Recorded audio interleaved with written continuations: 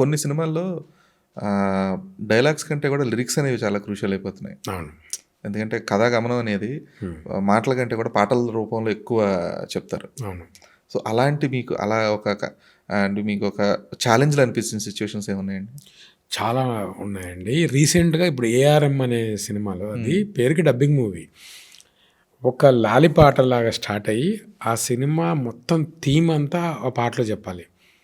So మలయాళంలో వాళ్ళు ఏదో రాశారు, అంటే వాళ్ళకి అంటే ఓన్ లాంగ్వేజ్ కాబట్టి ఈజీ అదంతా ఈజీగా చెప్పారు. బట్ దాన్ని తెలుగులో మార్చి అందులో మూవీ చూసారండి మీరు?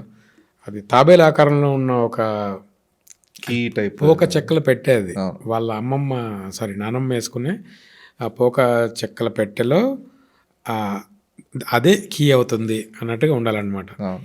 సో వాటిని తెలుగులో రాయడం, ఆ కథ అంతా మళ్ళీ మిస్ అవ్వకూడదు, పదాలు కూడా అలాగే ఉండాలి. సో అక్కడ కుందేలు అన్నది నాకు ఇక్కడ సరిపోక ఆ మీటర్లో చెవులో పిల్లి అని రాయాల్సి వచ్చింది. అందున ఒదిగుందిరా చెవుల పిల్లిరా. సో తాబేలు అనకుండా కూర్మ ముందిరా అని, ఇవన్నీ ట్యూన్ కోసం చేయాల్సి వస్తుంది ఒక్కోసారి.